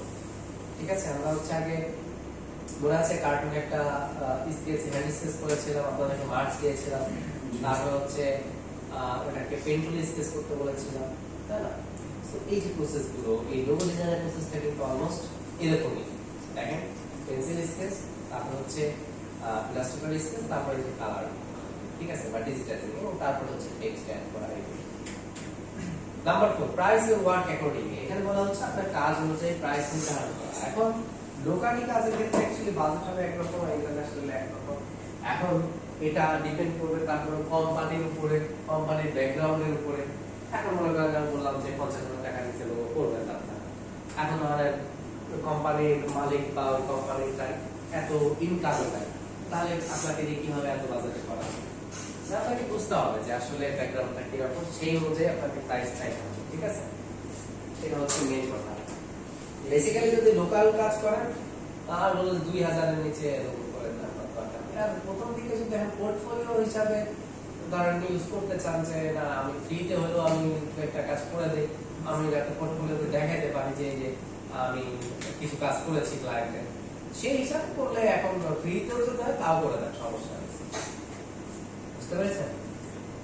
আমি গত ক্লাসে গল্প করছিলাম যে ফ্রিতে কাজ করে দিয়েও লাভ আছে। অনেক সময় অনেকে বলেছে ফ্রিতে কিছু করতে হয় না, বা ফ্রিতে ডিজাইন লাভ হলো না, কিন্তু আবার এটা বেনিফিটও আছে। কি হবে? আমার একজন স্টুডেন্ট, সে হচ্ছে বাংলাদেশি প্রবাসী একজন ক্লায়েন্টের জন্য, ক্লায়েন্ট না যে কোনো রিলেটিভের জন্য একটা কাজ করে দিয়েছিল, রিলেটিভের কোম্পানির জন্য, তো আমেরিকান। এখন এই কাজটা দেখে ওই কোম্পানির বস এতটা চয়েস করছে, বলছে যে এই কাজটা কে করেছে? বলছে যে বাংলাদেশে একটা ছেলে করেছে। বলছে আমি ওর সাথে কথা বলতে চাই। দেন এর সাথে কথা বলছে কন্ট্যাক্ট করে, এবং বলছে যে আমার কোম্পানিতে জয়েন করো, ঠিক আছে? দেন হচ্ছে ওই কোম্পানিতে জয়েন করে ও হচ্ছে দেখেন একটা বড় অপরচুনিটি পেয়ে গেল, রিমোট জব করার সুযোগ পেয়ে গেল, দেশে বসে সে হচ্ছে ইউএসএ ওই কোম্পানিতে জব করছে, ঠিক আছে? তো তারপরে ওইখান থেকে আরো কোম্পানিতে সুইচ করছে, এভাবে করতে হচ্ছে। তার মান্থলি ইনকাম এখন 2 লাখ টাকা করে। সে গুলশানে একটা জায়গায় জব করে, এখানে তার স্যালারি 80,000 টাকা, আবার হচ্ছে করেন ওই যে রিমোট জব করছে ক্লায়েন্টে, ওইখানে তার $1,000 স্যালারি। সো তাতে করে মান্থলি তার 2 লাখ টাকা চলে গেছে। তাহলে চিন্তা করেন যে সে যদি চিন্তা করতো যে না ফ্রিতে কাজ করে দিব, বুঝতে পারছেন? এবং সে বলতো যে স্যার কাজটা আমি এত সুন্দরভাবে করছিলাম, মানে একদম মন থেকেই আসলে করছিলাম, পুরো কাজটা একটু চেক আউট করছি, অনেক ভালো সে কাজটা করছি। তো দেখি হ্যাঁ লোগো ছিল না, এটা অন্য কাজ, অন্য কাজ। এটা মানে ডিজাইনের কাজ না, এটা ছিল হচ্ছে একটা আপনার ভিডিও এডিটিং এর কাজ ছিল, একটা অ্যাড একটা দিয়েছিল, ছোট একটা প্রোডাক্টের ভিডিও তৈরি করা ছিল। তো উনি যে ফটোগ্রাফি থেকে শুরু করে উনি হচ্ছে মোশন গ্রাফিক্সের কাজ করে, ঠিক আছে? তো জাস্ট এক্সাম্পল দিলাম আপনাদেরকে যে আসলে মানে ফ্রিতে করলেও দেখেন যে লস তা কিন্তু না, মানে উনি তো ফ্রিতে করে দিয়েছিল, কিন্তু ওইটার মাধ্যমে দেখেন ওনার আজকে ধরতে গেলে ওনার ইনকাম মাত্র 2 লাখ টাকা। তো প্রথম দিকে এই জন্য টাকা দিতে তাকাতে হয় অনেক সময়, বা লোড করতে হয় অনেক সময়। আপনার প্রোফাইল বিল্ডের জন্য ওরা বলুন যে আমরা তো প্রোফাইল পোর্টফোলিওর জন্যই আসলে করছিলাম, বুঝতে পারছেন? এই জন্য অনেকে আছে শুরুতেই চিন্তা করে যে এই কাজটা করবো, আমার ইনকাম হবে, কয় টাকা পাবো, হ্যান ত্যান। শুরুতেই এরকম চিন্তা করলে হবে না। আমি অনেক সময় বক্তাদের দিয়েও এক্সাম্পল দেই, অনেক বর্তমানে ফেমাস বক্তা আছে যারা ধরেন একটা সময় ওই ধরেন হচ্ছে ওই জালসা চলতেছে, গিয়ে বলতো যে আমাকে 5 মিনিট টাইম দেন, আমি একটু কথা বলবো, বা সন্ধ্যার পরে আমাকে একটু সময় দিয়ে, ঠিক আছে, কথা বলবো। তো এই যে এভাবে তারা শুরু করছিল, তারপরে ধরেন বক্তাদের বলতো যে তৃতীয় বক্তা হিসাবে আমাকে একটু রাখেন, ঠিক আছে? তৃতীয় বক্তা থেকে ধরেন দ্বিতীয় বক্তা থেকে প্রথম বক্তা, তারপরে এখন দেখা যাচ্ছে তারা সিরিয়ালে নেই। আপনার হচ্ছে 2-1 বছর আগে তাকে হচ্ছে এখন থেকে করা লাগে, প্রি বুকিং দিয়ে তাকে হচ্ছে কন্ট্রাক্ট করে রাখতে হয়, বুঝতে পারছেন? এখন হচ্ছে সে 1 ঘন্টা বলার জন্য সে 1 লাখ টাকা সে নিচ্ছে। তো বিষয়টা হলো যে একটা সময় কিন্তু যে মাইক চেয়ে নিয়ে সে হচ্ছে ওয়াচ করছে, তো এখন দেখেন তার সিরিয়ালি পাওয়া যাচ্ছে, মানে ভ্যালুটা ওই লেভেলে চলে গেছে। তো শুরুতেই যদি সে বলতো যে আমাকে 50,000 টাকা না দিলে আমি ওয়াচ করবো, তোর তো ওয়াচ করতে ডাকছে কে, ঠিক আছে, বিষয়টা হবে এরকম। তো এখন আপনি আগে যেটা আমার লোগো করবো, আমি আগে 20,000 টাকা দেওয়া লাগবে। ইন্টারন্যাশনাল এটা প্রাইস এরকম, বা যারা লোগো ডিজাইনের কাজ করে প্রফেশনাল এরকম তো নিচে করে না। আমি কেন করবো? আমি বলবো তোর প্রোফাইলে কি আছে, ঠিক আছে, তোর যোগ্যতা আসলে কতটুকু, তোর 20,000 টাকা চাস, ঠিক আছে। আর এই কারণে আজকে বাস্তব- মার্কেট স্যার 500 চলে আসে। বাস্তব একটা কথা হচ্ছে যে আমাকে একটা কোম্পানির সিইও বলতেছিল যে আমি কিছুদিন আগে একটা কাজ করাই দিয়েছি, নতুন করাই দিয়েছি, এখন বলতেছে যে বাজারে বেশি লাগবে, $500 লাগবে। পরবর্তীতে বলছে যে আপনাকে $500 আমি দিব, আপনি হচ্ছে কাজ করেন, সমস্যা নেই। আমার হচ্ছে পেমেন্ট লাগবে সমস্যা, আপনাকে $500 আমি দিব, কিন্তু আমার কাজ হওয়া লাগবে একদম হচ্ছে 100 এমন বলতেছে যে সে নিজেই আর কনফিডেন্স পায়। বুঝতে পারছেন অবস্থাটা? তো বিষয় হচ্ছে আপনাকে ওই কোয়ালিটি অর্জন করতে হবে। আপনাদেরকে যদি আমি বলি যে একটা জবের অফার আছে, গ্রাফিক ডিজাইনার হিসেবে জবে, স্যালারি হচ্ছে 40,000 টাকা, আপনারা নিজেরাই হচ্ছে ওইটা স্যার অ্যাপ্লাই করে সাহস করতে বলুন যে না স্যার আর কোয়ালিটি গুড, 40,000 টাকা স্যালারি দেবে, তার মানে কোয়ালিটি কিরকম চাচ্ছে আপনি বুঝতেই পারছি, এত এক্সপিরিয়েন্স আমাদের হয়। আপনারা নিজেরাই কিন্তু পিস্টা দেবেন, তাই না? যাবেন, আপনারা যদি বলেন যে যান ইন্টারভিউ দিয়ে আসেন, স্যালারি 40,000 টাকা, আগে ভয় পাবে, বলবেন যে থাক দরকার। তো এটা কিন্তু একদম দেখেন মানে বাস্তবিক কথা। সো আমরা সুযোগ আপনাদেরকে দিলেও এখন আপনারা নিয়ে সাহস পাবেন। সো এই জন্য নিজেকে ওইভাবে আসলে তৈরি করা লাগবে, ঠিক আছে? দেন পরে আপনারা আসলে টাকার চিন্তা পরে করেন, বুঝতে পারছেন? আচ্ছা, তো অনেক সময় ধরেন এই স্টুডেন্টদের পোর্টফোলিও ভারী করার জন্য দেখা যাচ্ছে আমার সময় তো একটা কাজ স্টুডেন্টদেরকে দিয়ে করেন, ঠিক আছে, স্টুডেন্টদের পোর্টফোলিও, কিন্তু এখন হতে পারে যে কেউ হয়তো মনে করতে পারে যে স্যার তো ঠিকই মানে টাকা পাচ্ছে এই কাজের জন্য, আমাদেরকে দিয়ে করা যায়, ঠিক আছে, অনেক হয়তো বা ভাবতে পারে। কিন্তু দেখেন আলটিমেটলি তারা যে কাজটা করার সুযোগ পেল, এই সুযোগটাই আসলে তাদেরকে কে দিতে পারে, তাই না? তারা তো, এবং আমি তো বলেই দিচ্ছি যে এমন না আছে এইটাকে পোর্টফোলিও হিসেবে ইউজ করতে পারবেন না, বলে দিচ্ছি যে এটাকে আপনারা বিএনসি আপলোড করতে পারেন এবং আপনারা পোর্টফোলিও হিসেবে শো করতে পারেন যে আমার কোম্পানির জন্য বা আমার পেজের জন্য আমি হচ্ছে এই কাজটা করেছি, এই লোগোটা আমার করা। সো এটা তো আপনার জন্য একটা ব্যাকআপ হয়ে যাচ্ছে, তাই না? তো যাই হোক, যার যার চিন্তা যেরকম সে সেরকম হবে। তো এখন দেখো নাম্বার 5, লার্ন ফ্রম আদার্স, ঠিক আছে, অন্যদের থেকে শেখা। তো এখন অন্যদের থেকে কি শিখবেন? অন্যদের থেকে শিখবেন যে সিম্পলিসিটি, তারপরে মিনিংফুল লোগো কিভাবে তারা করেছে। যেমন এখানে নাইকি লোগোটাকে তারা এক্সাম্পল হিসেবে দেখতে বলছে যে এই নাইকি লোগোটা ক্যারন ডেভিডসন 1971 ক্রিয়েট করেছিল। এই লোগোটা একদিক থেকে একদমই ইজি, সিম্পল দেখতে, বাট আরেকদিক থেকে এটা কিন্তু মিনিংফুলও বটে, ঠিক আছে। তো এই লোগোতে প্রাচীন গ্রিক গডের ভিক্টোরি সাইনটা আসলে শো করা আছে।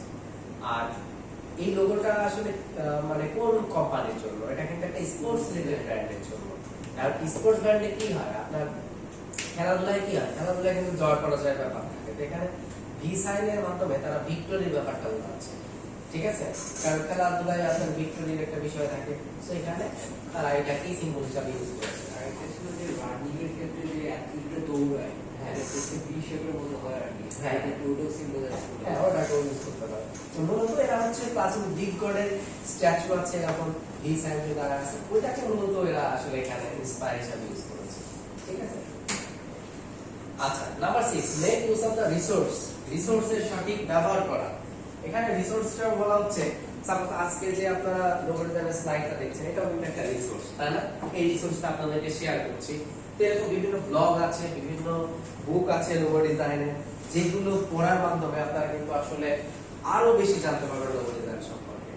আজকে ধরেন আপনাদেরকে যদি আমি থিওরিটিক্যালি ক্লাসটা না নিতাম, শুধু যদি সফটওয়্যার ওপেন করে কয়েকটা লোগো কপি করা দেখাই দিতাম, বলেন তো আপনারা কি আসলে এই বিষয়গুলো জানতে পারতেন যে আসলে লোগোর প্রসেসটা অরিজিনালি কেমন হয়, বা একটা প্রফেশনাল প্রসেসটা আসলে কেমন? এভাবে কি আমরা কখনো চিন্তা করতাম? বলেন তো, পুরো কোর্স শেষ হয়ে গেলেও কিন্তু এভাবে আমরা কেউ চিন্তা করতাম না, তাই না? ইভেন নিচে যারা লোগো বানায় আপনার হচ্ছে দোকানে, ওদেরকে কি জিজ্ঞাসা করেন যে লোগোর প্রসেস কি? ওরা ওদের প্রসেস আর কি, দুই চারটা লোগো দেখা যাচ্ছে, বানায় ফেলবো, শেপ টেবিল, এই তো শেষ, ঠিক আছে। তো ও আবার ওরা ফ্রিতেই আপনাকে লোগো বানায় দেবে। আমি একজনকে বলছিলাম যে আপনারা লোগোর জন্য কত প্রাইস দেন, বলে যে লোগো তো ফ্রিতেই করে দেবে। এমনি বিজনেস কার্ড বানাইতে আসছে বা কিছু, বলে যে আমার একটা লোগো বানায় না, এমনি বানায়। এটা তো তারপর প্রাইস হবে কি, বুঝতে পারছেন? যাই হোক, তো এখানে দেখেন বেশ কিছু আমি লিস্ট এখানে আছে। The ultimate list of logo design resource by just creative design, তারপর best logo design books by just creative design, top 10 logo design inspiration galleries by logo designer blog, logo design tips by Steve at the logo factory। ঠিক আছে, এরকম ভাবে আসলে বেশ কিছু আপনার রিসোর্সের এখানে নাম দেওয়া আছে, ব্লগ টপিকের নাম দেওয়া আছে। আজকে যেরকম আপনারা কিছু দেখেন থিওরিক্যাল বিষয় পড়ার পরে বা জানার পরে আপনারা যেমন অনেক কিছু মনে হচ্ছে মাথায় ঢুকতেছে ধীরে ধীরে, যে কিভাবে আসলে আমাদের কোশ্চেন করা উচিত, কিভাবে প্ল্যানটা করা উচিত। যদি আপনারা আরো বেশি পড়েন, যেমন ধরুন এখান থেকে কেউ যদি এই যে কয়টা এখানে রিসোর্সের নাম দেওয়া আছে সবগুলো যদি সে পড়ে বা এগুলো সে যদি স্টাডি করে, কি মনে হয় আমাদের চেয়ে আরো বেশি সে মানে প্রফেশনাল সে ভাবতে পারবে না তখন, বা তার মাথা থেকে আরো কি প্রকল্প আসবে না। সো এই জন্য কিন্তু আসলে থিওরিটিক্যাল বিষয় দরকার হয়। বিদেশে কিন্তু আপনার হচ্ছে গ্রাফিক ডিজাইনের উপরে কিন্তু আপনার গ্রাজুয়েশন করা যায়, ঠিক আছে। লন্ডনে ক্রিয়েটিভ আর্টস একটা ইউনিভার্সিটি আছে, ইউনিভার্সিটি অফ ক্রিয়েটিভ আর্টস, সার্কেলে দেখতে পাবেন, এখানে কিন্তু গ্রাফিক ডিজাইনের উপরে পড়াশোনা করা যায়। সো শুধু যদি সফটওয়্যার টুলস শেখা এটাই যদি হতো তাহলে তো আর আপনার গ্রাজুয়েশন প্রোগ্রাম থাকতো না। বুঝতেই পারছেন যে এখানে থিওরিটিক্যাল কত বিষয় আসলে জানার থাকে, ঠিক আছে। বাংলাদেশে অবশ্য আছে, ডিপ্লোমা আছে গ্রাফিক্সে, মোহাম্মদপুরে গ্রাফিক্স আর্টস ইনস্টিটিউট, ঠিক আছে।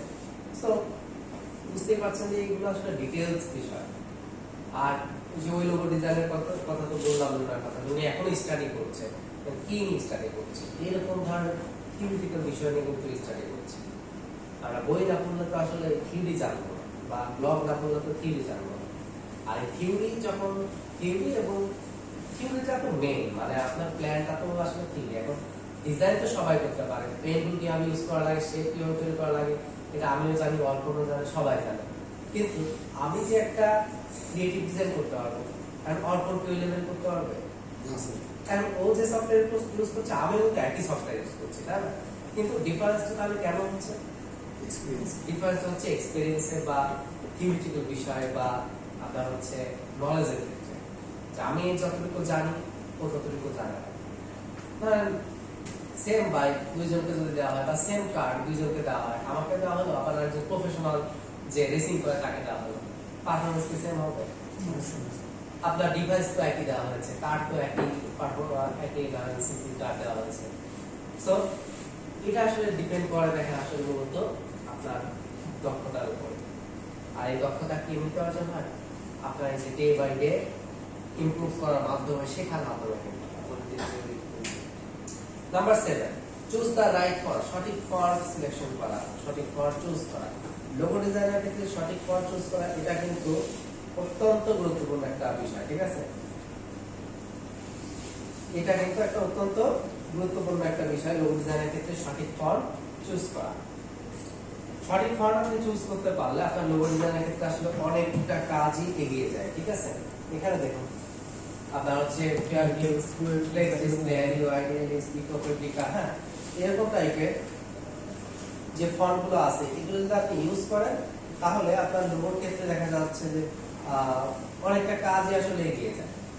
অনেক লোগো তো আছে শুধুমাত্র টাইপোগ্রাফি কেন্দ্রিক। সো আপনাকে এই ধরনের লোগো, এই ধরনের ফন্টগুলো ইউজ করতে হবে। Number 8, avoid the copy or duplicate, মানে কপি অথবা ডুপ্লিকেট করা থেকে নিজেকে অ্যাভয়েড করতে হবে, ঠিক আছে। এখানে দেখুন আমরা গুগল, অ্যাপল, তারপর হচ্ছে স্কাইপি, এই ধরনের লোগোগুলো দেখে হয়তো আমরা আইডিয়া নিতে পারি, ঠিক আছে।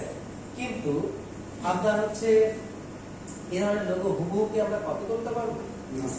এখন ধরেন গুগল, আপনার এখানে এক একটা টেক্সট, এক একটা কালার ইউজ করছে, এক একটা ক্যারেক্টার। এখন আপনি মনে করলেন যে গুগল নামে একটা কোম্পানি, আমি এটাতে হচ্ছে এক একটা কালার দিয়ে দিলাম, হয়ে গেল। মানুষকে বুঝবে না যে এটা কপি করা হয়েছে। তারপর ধরেন অ্যাপেলের লোগো, আপনি ম্যাঙ্গো দিয়ে একটা লোগো বানাইলেন, মানুষটা ঠিকই বুঝবে যে এটা হচ্ছে আপনার অ্যাপেলের কপি করা হয়েছে, তাই না? বা পেয়ারা দিয়ে আপনি এরকম একটা কাপড় বসায় দেবেন, পেয়ারা দিয়ে মনে করেন যে বানায় দিলেন। তো এইগুলো কি মানুষ বুঝবে না? তো যাই হোক, এই জন্য এরকম মানে আইডিয়া নিতে হবে, বাট কপি করা যাবে না। কারণ কি, লোগো কপি করলে এটা যদি কোনো কোম্পানির সাথে মিলে যায়, তারা কিন্তু আপনার বিরুদ্ধে মামলাও করতে পারে, ঠিক আছে? সো কপিরাইটের মামলা করতে পারে। তো এটা কিন্তু একটা বড় একটা প্রবলেম।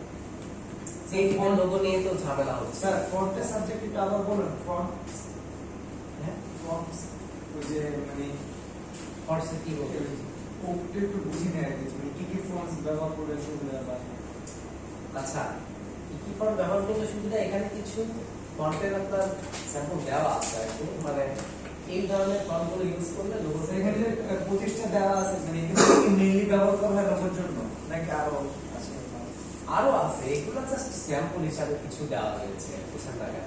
এগুলো জাস্ট কিছু এক্সাম্পল দেওয়া হয়েছে যে এই ফন্টগুলো এগুলো শুধু ব্যবহার এগুলো করা যে আরো এটা তো ব্যবহার কোনো হয়। মানে ওই বাইবেল রুলসটা যে শুধু ওই 25টা ইউজ করতে হবে বা এর বাইরে আপনি ইউজ করতে পারবেন না, এগুলাই যে ইউজ করা লাগবে এমন তো কোনো কথা নেই। এটা জাস্ট আপনাদের সুবিধার জন্য কিছু ফন্ট আমি সাজেস্ট করছি যেগুলো আপনি ইউজ করতে পারেন, ঠিক আছে? আচ্ছা, নাম্বার 9, যেমন আপনাদের বিজনেস কার্ড বা ফ্লায়ারের ক্ষেত্রে আমি সাজেস্ট করি যে লেটো, রোবোটো এগুলো ইউজ করেন, বা প্যারাগ্রাফ টাইপ টেক্সটের জন্য লেটো ইউজ করেন, এরকম আর কি। হ্যাঁ, নাম্বার 9, এই লোগো নিয়ে কি যেন বলি, মানে একটা কথা আপনি বলছিলেন যে আচ্ছা ওই যে ওদের লোগো নিয়ে আপনার কপিরাইট হচ্ছিল, কোন একটা মেডিকেলের লোগোর সাথে একটু মিলে যাচ্ছিল, ঠিক আছে? এখানে একটু ঝামেলা হচ্ছে। আচ্ছা, তো নাম্বার 9 দেখেন, নেমিং দা কনসেপ্ট সেট। কনসেপ্ট সেটের ক্ষেত্রে আপনার হচ্ছে লিমিটেশন। কনসেপ্ট সেটের ক্ষেত্রে লিমিটেশন। তো এখানে দেখেন যে আপনার হচ্ছে এই যে এই ইমেজটা, এখানে যদি আপনাকে ইমেজটা দেখাই, তো বলি যে এইখানে টোটাল 10টা লোগো আছে। এই 10টার মধ্যে আপনাদের কার কোনটা পছন্দ? অসিত বলেন, এই 10টার মধ্যে আপনার কাছে কোনটা পছন্দ হচ্ছে?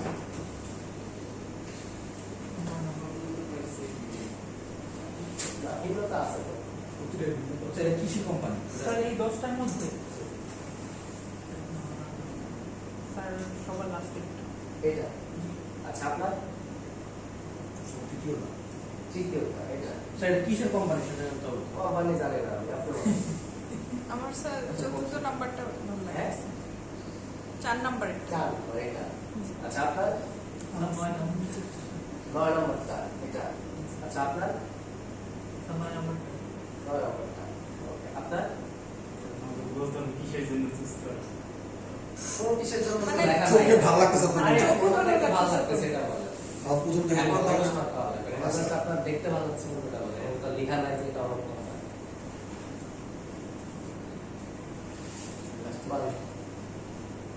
লাস্ট একটা। আচ্ছা, আপনার 9 নম্বর না নাম্বার, আপনার 8 8, আপনার সেকেন্ড সেকেন্ড, আপনার স্যার মনে 9 নাম্বার, আপনার 9 9। যাই হোক, এখানে দেখেন আপনারা অনেকে 9 নম্বর বলেছেন, তবে স্যার আপনি আমার ভাইটারে জিজ্ঞাসা করলেন না। হ্যাঁ, জিজ্ঞাসা করলাম। না, ও বলেনি তো। ও, চোখে ভালো লাগছে। স্যার নিচে 2 নম্বরটা 2 নম্বরটা। আচ্ছা, এইদিকে না বললাম তখন বলে। আচ্ছা, তো দেখেন আপনার হচ্ছে সিগারেটের বেশি। যে এখানে অলমোস্ট দেখেন 2 নম্বরের কথা বলেছেন, অনেকে 8 নম্বর বলেছেন, 9 নম্বর বলেছেন, 4 নম্বর বলেছেন, ঠিক আছে? সো দেখেন অনেকগুলো সাজেস্ট করলেন। আচ্ছা, এই দুইটা যদি দেখিয়ে বলি এখন যে কোনটা। সবার প্রথমটা উপরেরটা। আচ্ছা, ব্ল্যাক কালারটা কার পছন্দ? আচ্ছা, 3 জনের, কিন্তু ম্যাক্সিমামের দেখেন হচ্ছে উপরেরটা চয়েস। তারপর এখানে ইজিলি আসলে আপনারা ডিসিশন নিতে পারছেন যখন অপশন 2টা দেওয়া হলো, তাই না? আর যখন আমি অপশন 10টা দিলাম, তখন কিন্তু আপনারা আসলে দেখেন এখানে অনেক ধরনের মতামত চলে আসলো বা অনেকগুলো লোগো সাজেস্ট করলো। আর 2টা যখন দিলাম, অপশন যখন 2টা, তার মধ্যে একটা আপনারা ইজিলি বেছে নিতে পারছেন। তো ক্লায়েন্টকে যখন আমরা একাধিক কনসেপ্ট দিয়ে ফেলবো, ধরেন 4টা 5টা 6টা এবং একাধিক কনসেপ্ট যখন দিয়ে ফেলবো, তখন যেটা হবে যে তখন কিন্তু আপনারা আসলে ক্লায়েন্টকে কনফিউজ করে দেবেন। ক্লায়েন্ট নিজেই বুঝতে পারবে না যে আসলে কোনটা আমার সিলেক্ট করা উচিত। কারণ সে ভাববে যে আরো কনসেপ্ট আছে তার কাছে, তখন সে আরো চাইবে যে আচ্ছা আরো কিছু দেওয়া। ঠিক আছে, তখন তো বিপদ আপনার। এই জন্য একটা থেকে তিনটা এর মধ্যে বলছে সেন্ড 1 to 3 concepts, বুঝতে পারছেন, that you personally could see working for their business, মানে আপনার কাছে ভালো লাগতেছে এরকম তিনটা আছে, এর বেশি দেওয়ার দরকার নেই, বুঝতে পারছেন। অনেকে ভাবে যে একবার 4-5টা দিয়ে দেয়, একটা না একটা চয়েস করবে, কিন্তু বেশি দিলে মানে ক্লায়েন্ট আবার কনফিউজ হয়ে যাবে, সে ডিসিশন নিতে পারবে না, তখন প্যারা আবার আপনার। Number 10, deliver the correct file, সঠিক ফাইল ডেলিভার করা, ঠিক আছে। এরপর জানোয়ার আসছে, জিজ্ঞাসা করা কান্নাকাটি করবো, ঠিক আছে। আচ্ছা, number 10, deliver the correct file, সঠিক ফাইল ডেলিভার করা। তো এখন আমরা তো দুইটা মিডিয়ার জন্য কাজ করি। এখন লোগোটা যদি ইলেকট্রনিক মিডিয়ার জন্য হয় সেটা হবে একরকম, আর যদি প্রিন্ট মিডিয়ার ক্ষেত্রে হয় সেটা কিন্তু হবে আরেক রকম। তো এখন যদি ইলেকট্রনিক মিডিয়ার ক্ষেত্রে লোগোটা হয় তাহলে এখানে আপনাকে যদি আপনি এআই ফাইল দেন বা ইপিএস দেন তাহলে কি ক্লায়েন্ট ইউজ করতে পারবে? না। ক্লায়েন্টকে তাহলে দিতে হবে পিএনজি বা জেপিজি এই ধরনের ফরম্যাট। আবার যদি প্রিন্টের জন্য হয় তাহলে আপনাকে কিন্তু দিতে হবে কি এআই বা ইপিএস এগুলো, বুঝে গেছে? আর লোগো ডিজাইনের ক্ষেত্রে আসলে ডকুমেন্ট সাইজ কোনো নির্দিষ্ট সাইজ নাই যে এত বাই এত সাইজ দেওয়া লাগবে। আপনারা নতুন এখন আপনারা কিছুই জানেন না যে আন্দাজে কত সাইজ হবে, একটা আমাদেরকে একটু রিকমেন্ড করে। তো সেক্ষেত্রে বলছি যে প্রিন্টের জন্য হলে 1500 বাই 1500 পিক্সেল এবং 300 ডিগ্রি ইউজ করতে পারে। আর ইলেকট্রনিক মিডিয়ার জন্য হলে 800 বাই 800 পিক্সেল এবং 72 ডিগ্রি, বুঝতে পারছেন? এইটাই যে ইউজ করা লাগবে এমন কিন্তু কথা নেই, তবে আমি একটা স্ট্যান্ডার্ড বা একটা আমি সাইজ আপনাদেরকে বললাম, বুঝতে পারছেন? বাট এমন না যে এর চেয়ে কম বেশি সাইজ দিলে আপনাদের মানে ভুল হবে বা এরকম কিছু না, বুঝে গেছে? আপনাদের যে সাপোর্টের জন্য সাইজটা বলা, ঠিক আছে, একটু হেল্পের জন্য বলা। ওকে, এখন আমরা আসবো লোগোর ক্লাসিফিকেশন নিয়ে, লোগোর প্রকার, কত ধরনের লোগো আসলে হয়ে থাকে বাংলায়, ঠিক আছে? কত ধরনের লোগো হয়ে থাকে। আচ্ছা, এখন হচ্ছে দেখুন কি কি প্রকারভেদ রয়েছে। Number 1, brand mark logo. Brand mark লোগোতে কি হয়? ব্র্যান্ড মার্ক লোগোতে মূলত হচ্ছে আপনার বিভিন্ন সিম্বল বা শেপ দিয়ে আসলে এই লোগোটা তৈরি হয়ে থাকে, ঠিক আছে? ব্র্যান্ড মার্ক লোগোতে কি হয়? বিভিন্ন সিম্বল বা শেপ দিয়ে লোগোটা তৈরি হয়ে থাকে। তারপরে আপনার আছে কি word mark logo. Word mark লোগোতে কি হচ্ছে? আচ্ছা, ব্র্যান্ড মার্ক লোগোর মধ্যে কিছু एग्जांपल যদি আমি বলি, অ্যাপল, তারপর হচ্ছে শেল, নাইকি, মার্সিডিজ, এগুলো হচ্ছে সব আপনার ব্র্যান্ড মার্ক লোগোর एग्जांपल। এগুলোতে দেখেন কোনো টেক্সট থাকে না, শুধু কিন্তু আপনার কি থাকে, আপনার হচ্ছে শেপ বা সিম্বল দিয়ে তৈরি। তো বুঝতে পারছেন এরকম লোগোর পরিমাণ অনেক আছে। নাইকি লোগোটাও আমরা এটার মধ্যে দিতে পারি, নাইকি তো বলছি। তাহলে হচ্ছে ওয়ার্ড মার্ক। ওয়ার্ড মার্কের মধ্যে দেখেন আমরা শুধুমাত্র টেক্সট দিয়ে করা, যেমন ধরেন কোকা-কোলা, গুগল, ডিজনি, ফেসবুক, ঠিক আছে? তারপরে হ্যাঁ গুগল, মাইক্রোসফট, স্যামসাং, সনি, অনেক লোগো আছে শুধুমাত্র টেক্সট দিয়ে করা, এইগুলোকে আসলে ওয়ার্ড মার্ক লোগো বলা হয়। তারপরে লেটার মার্ক লোগো। এখন লেটার মার্ক লোগো তো টেক্সট দিয়ে করা, তার পার্থক্যটা কি? পার্থক্যটা হচ্ছে মনে করুন সিএনএন এর ফুল মিনিং হচ্ছে কেবল নিউজ নেটওয়ার্ক। তারপর ধরুন আইবিএম এর ফুল ফর্ম হচ্ছে ইন্টারন্যাশনাল বিজনেস মেশিন। সো এইরকম আপনার হচ্ছে, তারপর ধরুন এইচপি, ঠিক আছে, ফেডেক্স, তারপরে এরকম টাইপের যে ধরুন শর্ট যে অ্যাব্রিভিয়েশন টাইপ যে ইয়েগুলো লেটারগুলো আছে এগুলো দিয়ে যে আপনার লোগোগুলো করা হয় এটাকে বলা হচ্ছে লেটার মার্ক লোগো, ঠিক আছে? মানে লং সেন্টেন্সে সংক্ষিপ্ত মেইন তিনটা ক্যারেক্টার নিয়ে একটা লোগো করলেন, এরকম লোগোগুলোকে বলা হচ্ছে লেটার মার্ক লোগো। আমাদের ইউআইএল কোন ক্যাটাগরিতে পড়ছে বলা? এই ক্যাটাগরিতে পড়ছে, ঠিক আছে? যেমন ইউআইএল মিনিং আছে আপলোড ইয়োরসেলফ, সো এই মিনিং আছে এরকম টাইপের আপনার হচ্ছে ক্যারেক্টার নিয়ে পড়া এই ধরনের লোগোগুলোকে আসলে বলা হচ্ছে লেটার মার্ক লোগো, ঠিক আছে? এবারে আসেন কম্বিনেশন মার্ক লোগো। তো কম্বিনেশন মার্ক লোগোটা কি? এই ধরনের লোগোর ক্ষেত্রে যেটা হচ্ছে আপনার টেক্সট, সিম্বল, শেপ সবকিছু মিলায় আসলে একটা যে লোগোটা হচ্ছে এটা হচ্ছে কম্বিনেশন মার্ক লোগো। লাইক ইফতারিতে আপনার হচ্ছে ছোলা, বুট, পেঁয়াজি, বেগুনি, ঠিক আছে, হালিম সবকিছু একসাথে মিশায় যে খাচ্ছে না, এটা হচ্ছে কম্বিনেশন মার্ক। ঠিক আছে, সো অনেকে আছে যে আলাদা আলাদা খাইতে পছন্দ করে, সেপারেট সেপারেট, আবার অনেকে আছে একসাথে মিক্স করে খেতে পছন্দ করে। সো এখানে হচ্ছে কম্বিনেশন মার্কটা হচ্ছে এরকম মিক্স করে খাওয়া হচ্ছে, এখানে টেক্সট সিম্বল সবকিছু আসবে, বুঝতে পেরেছেন? তো আমার কাছে মনে হয় যে এই ধরনের লোগোটাই আমাদের বাংলাদেশের প্রেক্ষাপটে বেশি ইউজ হয়, বা নরমালি এই ধরনের লোগোটাই বেশি ইউজ হয়। ইফতারিতে আসলে ওই টাইপসটাই বেশি চলে, তাই না? কম্বিনেশন টাইপটাই বেশি চলে, আমার কাছেও ওইটাই ভালো লাগে।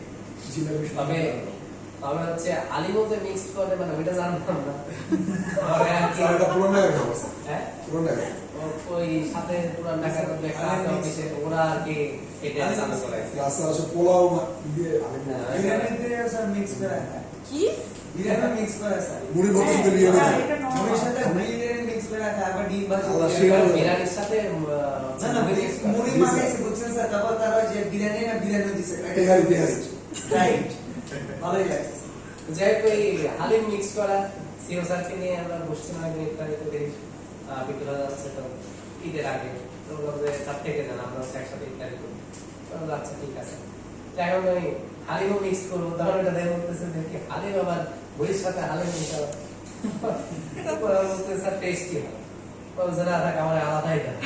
পরে স্যার আলাদা মিক্স করার পরে এখন স্যার কৌতূহল বসত তো দেখি তো এটা কেমন, ঠিক আছে। আমাদের এখান থেকে নিয়ে একটু টেস্ট করে দেখে বলতেছে ভালোই তো লাগে না, আমারটাও মিক্স করে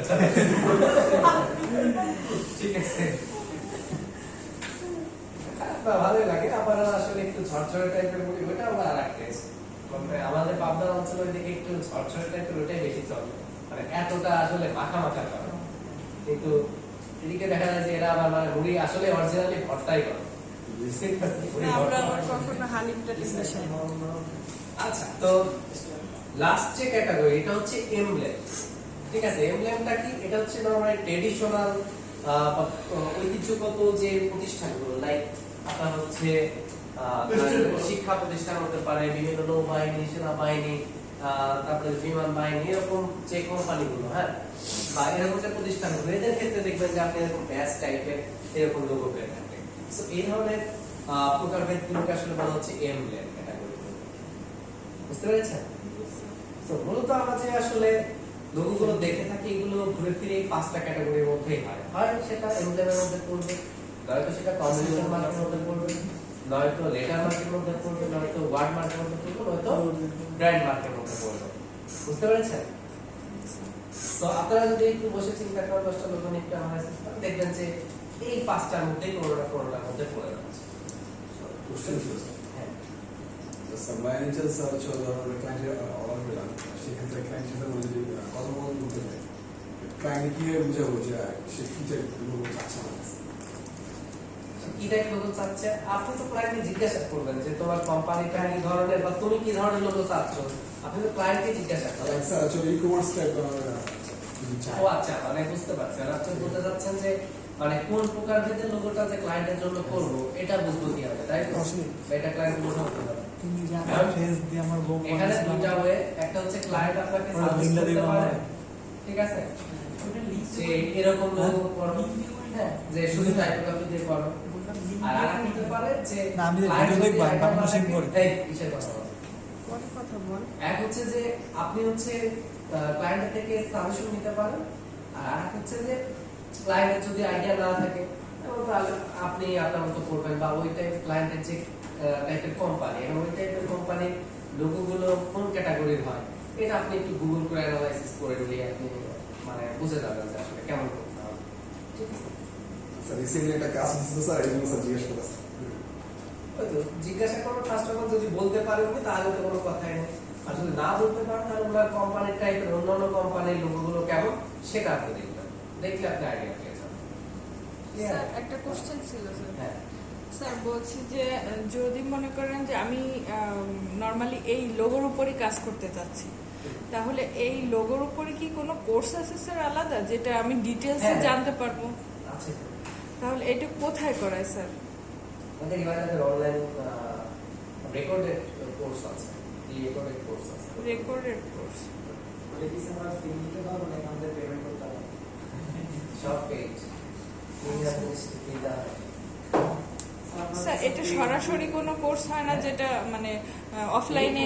তো গ্রাফিক ডিজাইনের কোর্স, লোগো ডিজাইনের তো করছেন না। এখন ইউআইএক্স এর কোর্স আছে, শুধু টি-শার্ট ডিজাইনের আলাদা কোর্স আছে। স্যার এগুলো কি অনলাইন নাকি স্যার চলে এরকম And আপনি তো 50,000 টাকা দিয়ে কোর্স করতেছেন না, তো ওইগুলো সব ফ্রি পাবেন। যদি এরকম হতো তাহলে প্যাকেজ বিক্রি থাকতো যে আমাদের অনলাইনে বা রেকর্ডেড যত কোর্স আছে সব ফ্রি পাবেন, তাহলে মানে অ্যামাউন্টটা ওইভাবে ধরে নিতেন। আর তো দিচ্ছেন শুধু এই একটা কোর্সের জন্য। স্যার। কোর্স দিবেন।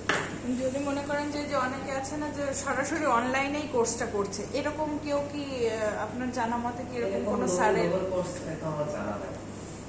যে বাংলাদেশে এরকম শুধু লোগোর কোর্স করায় না। নেই না? আচ্ছা, তাহলে তো এখানে যে পেড কোর্সটা আছে যেভাবে, আর এখানে স্যার লোগোর উপরে যে লোগোর উপরে আমরা কলেজ ভাই উনি করানোর প্ল্যান করতেছে। জানি না কতটুকু সাকসেস হবে। বেশি জন হওয়ার দরকার নেই, আমি মানে 7-8 জন হলে 5-7 জন নিয়ে করাবো। কারণ আমি আছি স্যার। আমাদেরকে জানা আমরা সাইড ইউএক্স এর করে নিয়েছে সরাসরি হলে পরে ধরেন শেখাটা বেটার হতো আপনাদের। বেটার হতো না স্যার? সরাসরি আমরা উনি তো থাকে পাপ নাই, সরাসরি দেওয়া হয়। ওদের তা অনলাইনেই করা, কিন্তু সরাসরি অনলাইনে সরাসরি বেস্টটা বেশি। online। রাইট স্যার, এটা বেস্ট হয়। আচ্ছা, আমি করাবো দেখি যদি কোনো প্ল্যান থাকে। উনি অবশ্য সরাসরি করানোর প্ল্যান করতেছিল, ভাবনা তো উনি সরাসরি করাবো।